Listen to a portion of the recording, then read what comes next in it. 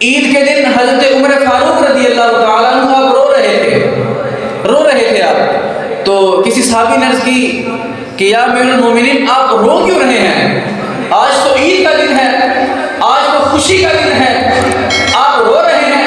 آپ نے فرمایا میں رو اس بات پر رہا ہوں کہ مجھے علم نہیں ہے کہ میرے روزے قبول بھی ہوئے ہیں یا نہیں ہوئے, تو میں کس بات کی عید مناؤں, میں کس بات کی خوشی مناؤں. آج ہم بھی عید کی تیاری کر رہے ہیں, ہمیں نہیں معلوم کہ ہمارے روزے قبول ہوئے یا نہیں ہوئے, ہمیں نہیں معلوم کہ ہمارا تراویحوں میں کھڑا ہونا قبول ہوا یا نہیں ہوا, ہمارا قرآن کی تلاوت کرنا قبول ہوا یا نہیں ہوا. اور ہم نے تو صرف روزے رکھے اور ایک فرض پورا کیا, لیکن ہم نے یہ بھلا دیا کہ فقط روزہ رکھنا فرض نہیں ہے بلکہ 5 وقت کی نماز پڑھنا بھی فرض ہے. صبح اٹھے سحری کی نماز پڑھی, گھر میں جناب چپ کر کے سو گئے, لیکن حضور صلی اللہ علیہ وسلم کا وہ فرمان ہم نے بھلا دیا. آقا کریم صلی اللہ علیہ وسلم نے ارشاد فرمایا مسجد میں باجماعت نماز ادا کرنا گھر میں نماز ادا کرنے سے 27 گنا زیادہ بہتر ہے. تو ہم نے سرکار صلی اللہ علیہ وسلم کا وہ فرمان بھلا دیا, ہم نے اس نیکی کی قدر کو بھلا دیا. کیا وہ منظر ہوگا جب حشر کا میدان لگا ہوگا اور لوگ بھاگے چلے جا رہے ہوں گے کہ نیکی کے لیے. حضور صلی اللہ علیہ وسلم کی حدیث مبارکہ کا مفہوم ہے, آقا کریم صلی اللہ علیہ وسلم نے ارشاد فرمایا قیامت کے دن جب حساب کتاب ہوگا ایک ایسا شخص اللہ تبارک و تعالیٰ کی بارگاہ میں آئے گا کہ جب اس کے اعمال کا وزن کیا جائے گا تو اس کی جو نیکیاں ہیں وہ کم ہو جائیں گی, اس کے جو گناہ ہیں وہ زیادہ ہو جائیں گے.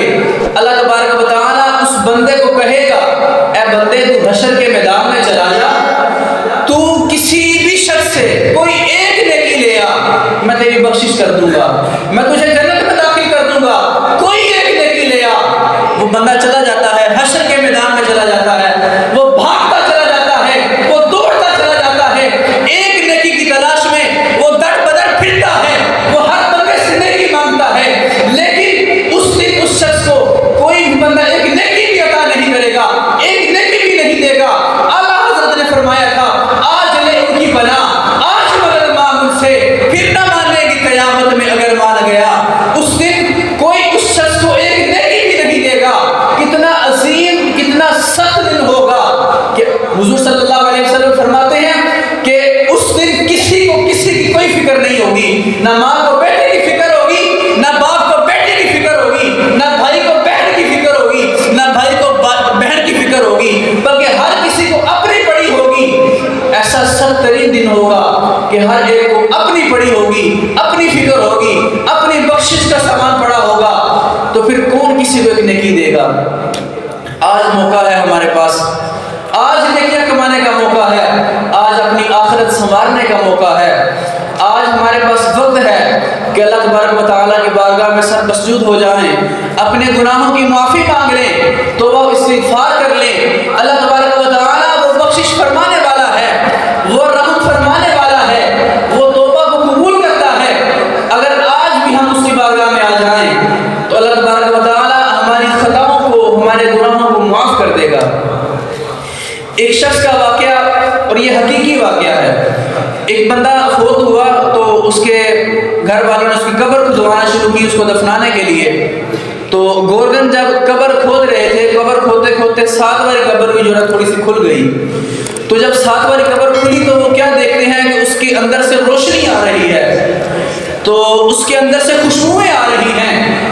تو دیکھنے والے بڑے پریشان ہوئے کہ یہ کیا ماجرا ہے. تو دیکھنے والوں نے جب یہ دیکھا تو انہوں نے کہا کہ پتہ کرتے ہیں یہ قبر کس کی ہے. تو پتہ کرتے کرتے وہ اس کے گھر تک پہنچ گئے. جب وہ لوگ اس کے گھر پہنچے تو انہوں نے اس کے گھر میں دیکھا کہ کون ہے, ایک بیوہ موجود تھی.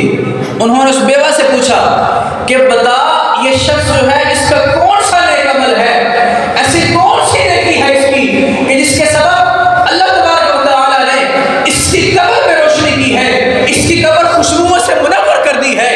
وہ بیوہ کہنے لگی مجھے اس کی ایسی کوئی بھی نیکی یاد نہیں ہے, ایسا کوئی بھی نیک عمل یاد نہیں ہے جس کے سبب اللہ تبارک و تعالیٰ اس کی قبر کو جو ہے وہ خوشبوؤں سے منور فرما دے, اس کی قبر کو روشنیوں سے منور فرما دے.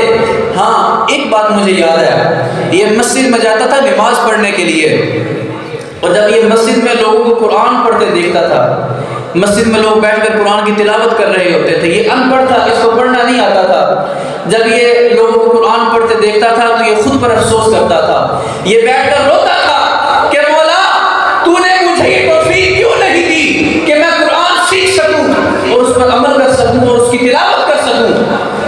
وہ کہتی ہے، اس کی بیوہ کہتی ہے کہ پھر وہ گھر واپس آتا، وہ قرآن کو طاق سے اٹھاتا، وہ قرآن کو اپنے ہاتھوں میں لے لیتا، وہ قرآن کو دیکھتا جاتا اور رب کی بارگاہ میں یہ عرض کرتا جاتا کہ مولا تو نے مجھے یہ توفیق کیوں نہیں بخشی۔ وہ روتا جاتا اور قرآن کی سطروں پر انگلی پھیرتا جاتا اور کہتا جاتا مولا مجھے نہیں پتا تو نے کیا لکھا ہے، مولا میں ان پڑھ ہوں، مجھے سمجھ نہیں آتی تو نے کیا لکھا ہے، لیکن وہ انگلی پھیرتا جاتا اور کہتا مولا تو نے جو بھی لکھا ہے سچ لکھا ہے، مولا تو نے جو بھی فرمایا ہے سچ فرمایا ہے۔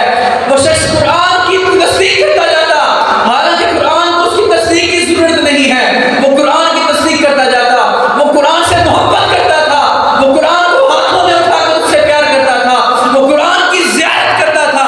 اللہ تبارک و تعالیٰ نے اسی کے سبب اس کی بخشش فرما دی، اسی کے سبب اس کی مغفرت فرما دی۔ آج بھی ہمارے پاس موقع ہے قرآن کی تلاوت کرنے کا، قرآن کو سمجھنے کا، قرآن کو پڑھنے کا۔